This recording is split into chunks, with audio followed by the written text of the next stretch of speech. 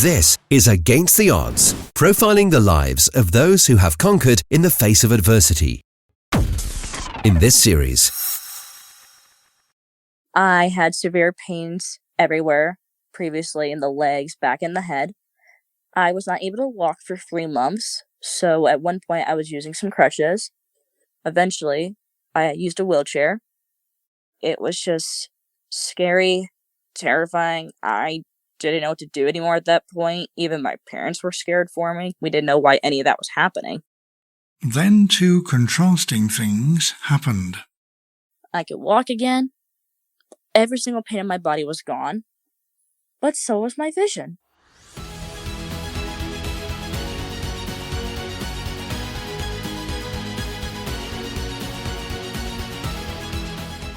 I'm Philip Anderson, and this is Did It, a new series of podcasts from Against the Odds, with my guest, Haley Valente. Episode 1, Lights Out.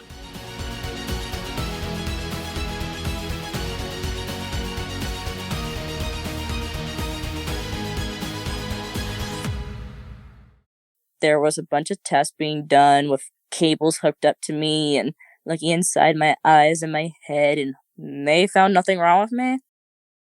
Haley was just 8.5 years old when she lost her sight altogether, after she'd contracted a paralyzing and puzzling illness that lasted 3 months, a condition which she was accused of faking by members of the medical fraternity. They thought, she can see, she just doesn't think she can, so they attempted to diagnose you with conversion disorder. The subject, meaning me, is pretending to have a condition of me being blind when I really didn't have it. So they were saying in medical terms, they thought I was faking it. A condition which took 10 years to diagnose, and which left her emotionally drained and angry in the early stages of her trauma. I felt insulted as a young child who was trying to express, like, something's wrong, like, we need to get it checked out. Like, I just want to know, why am I blind? Why this happened to me? And for the longest time, I did not get those kind of answers. This is a story of succeeding against the odds. It's a story of ambition and hope. At the time, I just thought, what am I going to do? Because no one believed me besides my family. Of course they did. What am I going to do if I'm blind? What can I do? Over time, I felt way better about myself and about life because doors were opening up to me for resources such as the mobility cane and braille and things like that. Of creativity.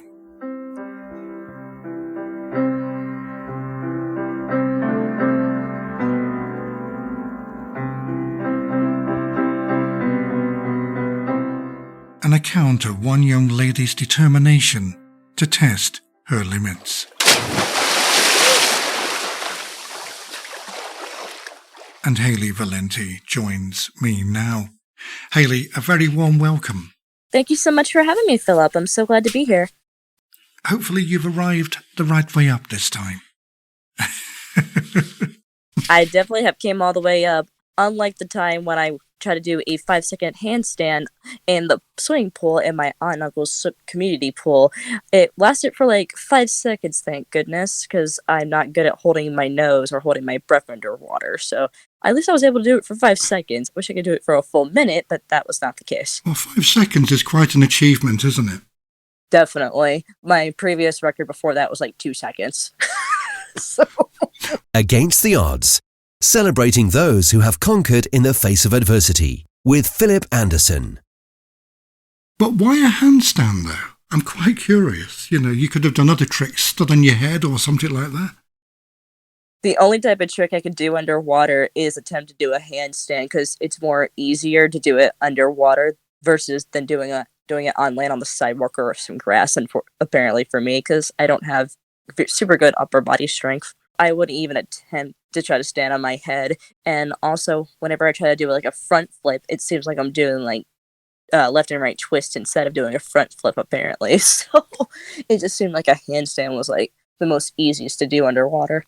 And it definitely turned out well for me for a good 5 seconds of my life at one point. So I was really pleased. Well, you're quite I wasn't saying a risk taker, but do you like a challenge? I definitely do. I'm willing to try new things, and if it sounds safe, but also tricky and challenging, I'm up for it. And you've done several things, haven't you, sports-wise, that have been quite challenging, skiing and one or two other things. Tell us about some of those. So, one type of sport I did was water tubing, where we had this big water tube that was attached to a boat. And this was during a sports camp. It was called H2O camp, matter of fact. Everyone who was on board had a life vest, a life jacket. So if you were on the tube in the back, if you fell, you could be able to keep yourself afloat. And they also had a lifeguard with you on the float in the back.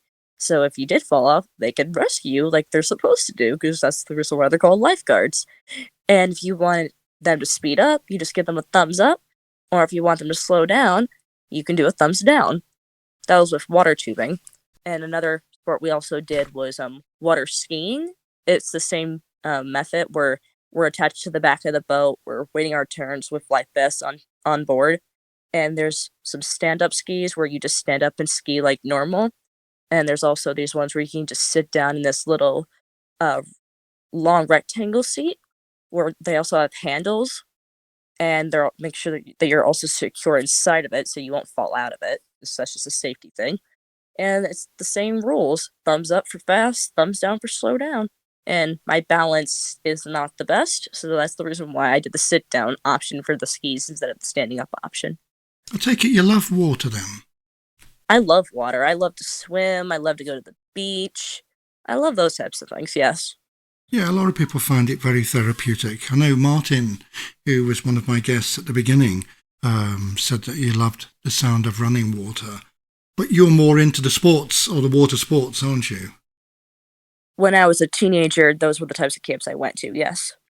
Yeah, and what's interesting is you lost your sight at the age of 8, and we're going to be talking about this later on in the podcast.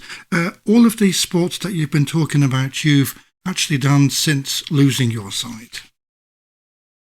Yeah, so before I even lost my sight, I only did like one type of sport, but after I lost my sight, I did get way into more sports.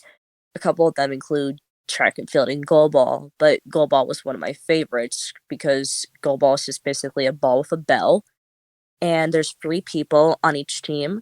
There's one on the left, one on the right, which are your left and right wings, and then you have someone in the middle who's called the center, and you basically get the ball past your opponents into their goal. The only part that's not fun about it is getting hit in the face with the ball, which that happened to me one time.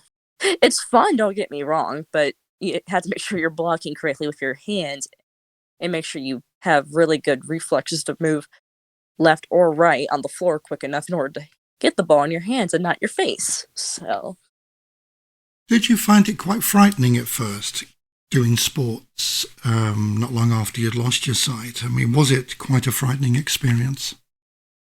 actually, no, not for me because I was blind for about 5 or 6 years before I did my very first sport in the seventh grade, which was back in 2012. I was 13 at the time, and we did track and field where there was throwing events, there was jumping, and then there was running where we had these cables with a little rope or a little handle so you wouldn't get cable burns, and it helps you run into a straight line. Those were the sprint races that we did, and those were really fun. Mm. And how did you fare at school in sport? Did you win any contests? Actually, with my running sprinting events, I got fourth place for most of the time out of six places, so that was pretty cool. For a throwing event, I got second place before.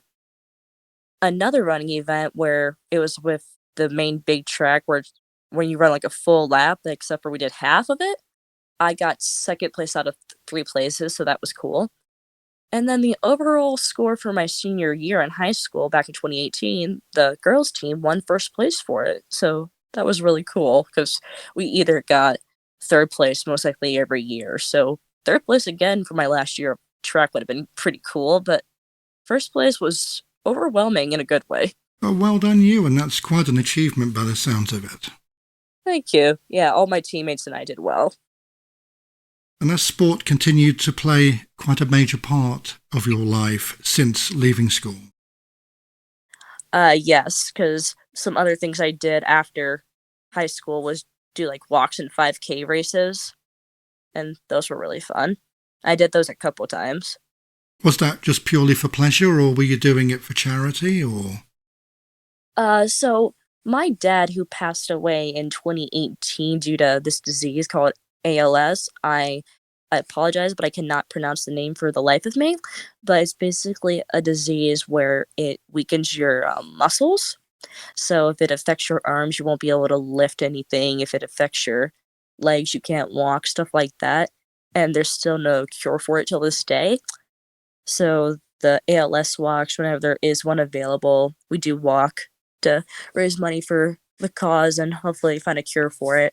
So I've done that a couple times. Oh, that's a courageous thing to do. And what about the fundraising side of it?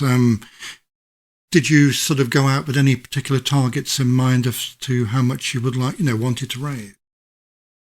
It didn't matter to me of what it was as long as we like raised like even $1, which that was definitely achieved. I was really pleased with the experience. I was just glad I was able to do the physical part of things, like just doing the walk or even doing a little bit of a jog every once in a while with a person who I'd be walking with. I was not a runner for that because 5Ks are long, so I just mainly did walking for it, but I enjoyed it. But no, the money part didn't really matter to me. How long did it take you to cover the course then, 5K? Less than an hour, so maybe roughly like 57, 58 minutes. That's pretty some going, isn't it? Yeah, because it wasn't just straight walking for me. I mean, I was labeled as a walker because they did have runners where if you were a runner, they gave you a number. So they would say, like, runner number 22, for example. But I was just a walker. But at the end, when I, like, got to the end of a 5K race that I did, they did clarify me as a runner because they said, well, she was running into the finish line. So that's what they clarified me as for a 5K that I did for another occasion. But those were fun. Well, we have titled this podcast Did It, and there have been a number of things that you've achieved. But in terms of you as an individual, going from being sighted at the age of 8 to losing your sight and to overcoming everything, can I ask, when you lost your sight and as you were growing up, did you ever feel a sense of wanting to give up? Or if you didn't, why didn't you give up? Despite me being terrified and sad of me losing my sight at age of 8.5, and the doctor at the time thinking like they couldn't figure out what was wrong, they thought there was nothing wrong. I definitely didn't let that determine who I was or define me. I definitely continue with my elementary school education. I did try out with sports and the theater club for a year in high school and the other types of sports tournaments and band and choir and everything else in community college and now university. I feel like I did it all and there's a lot more stuff for me to do. Why didn't you give up? Giving up was not an option. I felt like just because I'm blind, that doesn't mean I'm not willing to try anything or do anything new or at least relearning how to do something because now I'm blind. I felt like being blind does not determine who I am, and just my efforts do. And I am who I am, and I'm proud of it. So you wouldn't say your disability defines you then? Absolutely not. No, my disability is just like a extra part of me where it's noticeable for anyone to know, like, okay, she's blind. But no, it does not define me at all. I don't allow it to. What does define you? My efforts in life, me trying out new things, me being willing to help out anyone with anything, whether if it's assistive technology or relationship advice or anything else. So anything that involves me trying to do something or helping out someone, I felt like I served myself well by being me. Excellent. And would you say you're happy with what you've achieved so far? Absolutely. I don't regret anything that I've done. I wouldn't change a thing. If I was able to go back in the past and change something, I would not change a thing. Haley, that's been most insightful. Thank you very much indeed, and certainly whetted our appetite for things to come in this series of Did It from Against the Odds. Well, just to round off this first episode, I thought we could take a look at your creative interests. I know you love to play the piano whenever you get the opportunity, have a passion for the written word, and have written and produced your own short stories and stage plays. And talking of which, you've done a bit of acting in the past, trodden the boards, as we say. So much to look forward to. Let's dive in, shall we? What have you achieved against the odds? Request to be a guest and share your story. Go to againsttheoddspodcast.com. Whether you're an artist, musician, performer, or writer, when it comes to creativity, it's safe to say everyone has their own unique style and approach. Starting with the dulcet tones of this English musician and producer, Imogen Heap, who transforms everyday sounds like brushing teeth and slamming doors into unique compositions, while pushing the boundaries of traditional songwriting with her own distinct original sound. I think it's...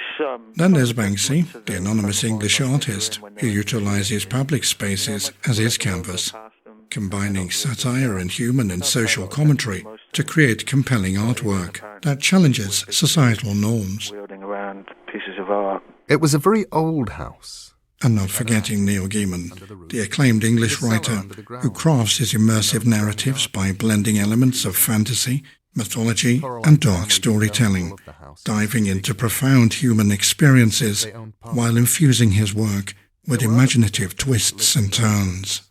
Miss Spink and Miss Forcible lived in the flat below Coraline's on the ground floor.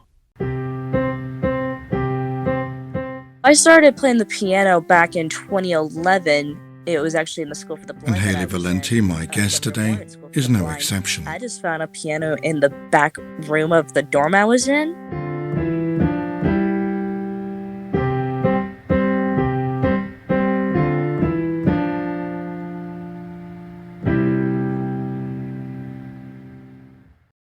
Two years later, during Christmas in 2013, I got my first keyboard. I was really into it. I played with it every day. And during my first year of high school, I had piano lessons, and I learned 3 songs. And during the spring concert of that year, I played 2 of the 3 songs that I learned in my lessons.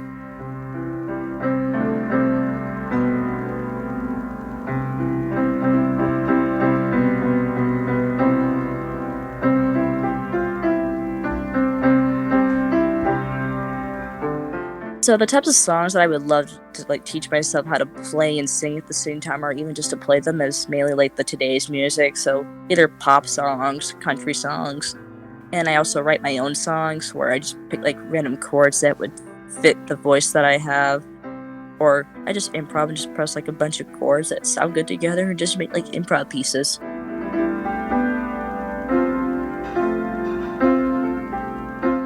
Most of them are love songs, breakup songs, and of course the situations, I don't get them from them happening to me personally. They're just general ideas of what can happen during a breakup or what can happen during a natural general love song.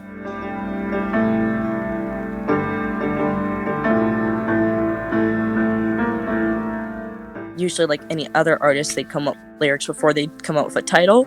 I'm totally the opposite. If I don't have a title, I can't write lyrics.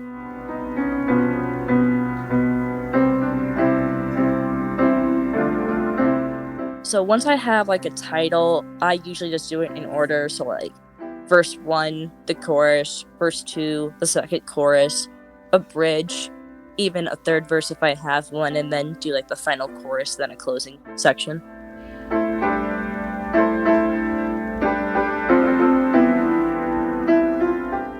I gotta think hard of what I really want the song to say, or what the message of the song is, because there's always a meaning behind every story, every song.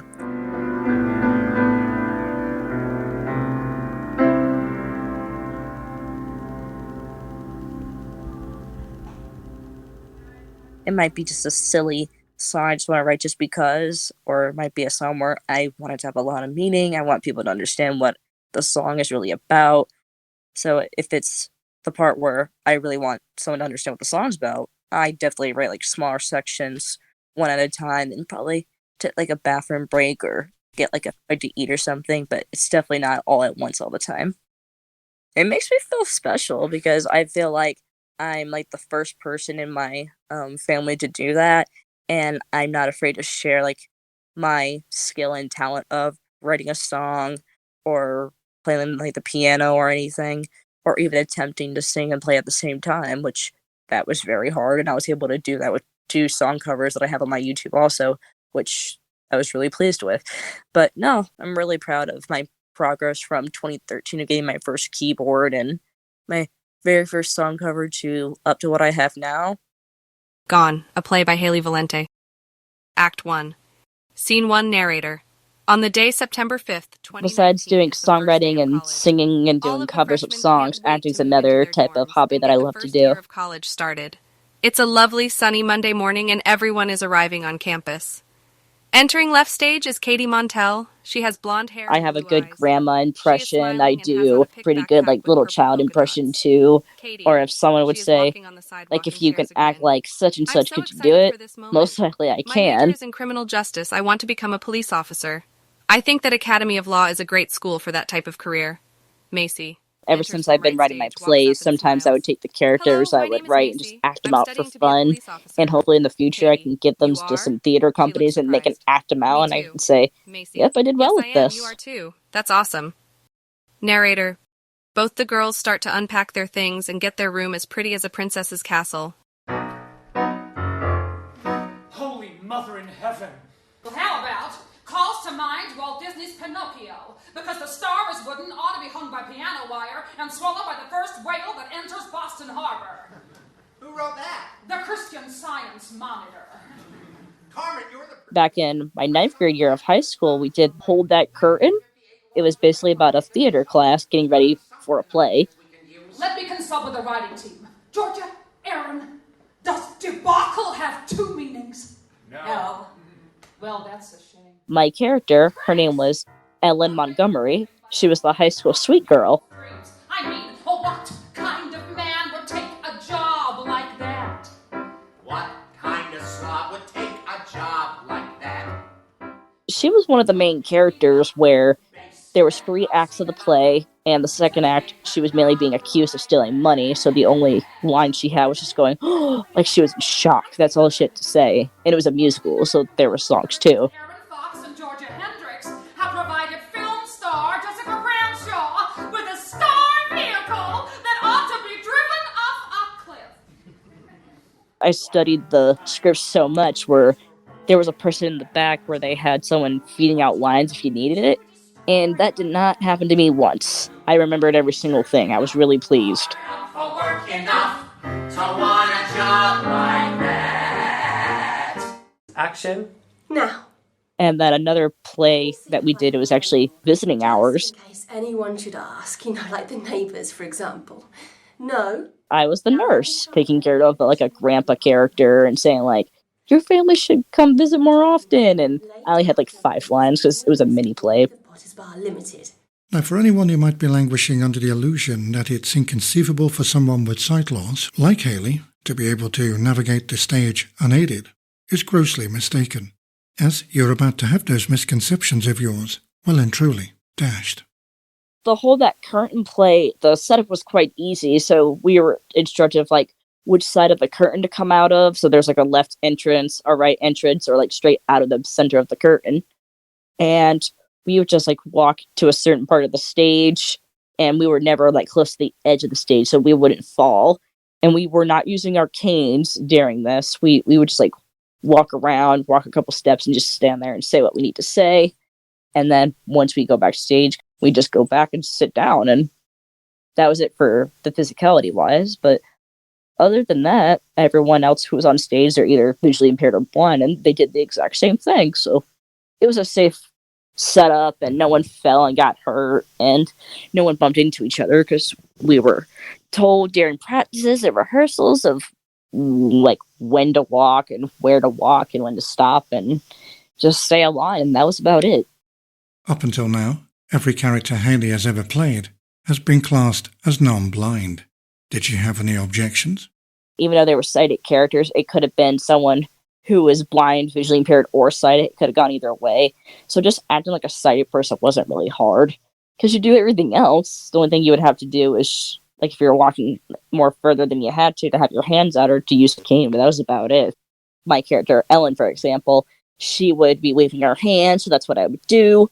Or there's a part where someone had to go like, ahem, like, so like they're talking to somebody, they would do that going, okay, they're trying to get someone's attention. So there would always be in parentheses of like what visual cue you would have to do for like the audience to see. It was pretty valid for me, like even if we forgot exactly like what hand gesture we were supposed to do, we can always ad-lib, like just come up with something on the spot to replace it if you forgot. So You not whacked anybody in the face or anything like that? Oh no, that didn't happen, no. Thank gosh. Oh, indeed. And it's apparent to me that you are passionate about acting. How you just love to throw yourself into character, the various roles you've assumed, your perspicacity, your versatility. And to judge by all those high school performances we've just been hearing about, you've definitely had a lot of fun doing it along the way. But now that you're at university, has all of that changed? Are we looking at a totally different future now? Where do you see yourself in relation to the stage? I'm hoping to actually get like a minor in theater or something like that within like the second year of school for the university that I'm going to, because I think they have theater as a minor. And if I'm able to get that, then that's what I'm planning to do. I would have to explore my options, and then I would be able to have a better answer, but not particularly. Whether if it's like the main character or like one of the characters who would have like a bunch of lines, or if he could be noticed more, because it's kind of boring just to play this like the small characters, like just say like one or two things. But if it's like the effort of starting from the bottom of doing like a character that either doesn't speak just like visual stuff, or just saying like one or two lines in order to get up to the main one, then I'm up for it. I had to like do like research of how to like submit scripts to do stuff like that, because I have written them. I have them on my computer. It's just I haven't figured out how to send them off to companies to perform them, or if you have to be like a professional playwright with a degree or something in order to do it. I have to look into that. But I would love for that to happen, because then I'd be impressed with myself along with the people in the audience going, wow, these people are doing very well at this play. Hear, hear. Well, indeed, you never know. Someone listening today might just get in touch and make you an offer you can't refuse. But the future is bright. You still have a lot to look forward to. You're only 22 at university, so who knows? But in the meantime, Haley, thank you very much indeed for being my guest on Against the Odds. This is Did It, a new series of podcasts with my guest, Haley Valente. Where coming up in episode 2, we're going to be focusing on 3 major landmarks in your life, from early childhood blindness to a serious accusation and a 10-year wait. And you'll find all the details on this on the againsttheoddspodcast.com website, where you can also listen to this episode again. This podcast is also available on your smart speaker and wherever it is you happen to consume your media. You'll find all the details on how to listen on our website, where you'll also be able to complete our online guest request ticket if it is you would like to share your story. And if it is you haven't subscribed to the podcast, may I encourage you to do so. It does help others to find us. In the meantime, whatever it is you're doing, do it safely. Take care. Oh, and don't forget to tell your friends about us. Bye-bye. Like this podcast? Why not leave us a review? Just go to ratethispodcast.com/against. Thank you for listening to this edition of Against the Odds, the bi-monthly motivational podcast celebrating the lives of those who have conquered in the face of adversity, produced and presented by Philip Francis Anderson. Whether you have a story of your own to share, or you would like to be involved with the podcast in some other way, email info@againsttheoddspodcast.com or visit www.againsttheoddspodcast.com for more information and to submit a guest request ticket. This podcast is the property of Philip Francis Anderson. All rights reserved. Any redistribution or reproduction of part or all of the contents in any form is prohibited other than the following: We welcome you to download and play the podcast and share with others for personal use. Please acknowledge Against the Odds Motivational Podcast as the source of the material. You may not, except with our expressed written permission, distribute or commercially exploit the content.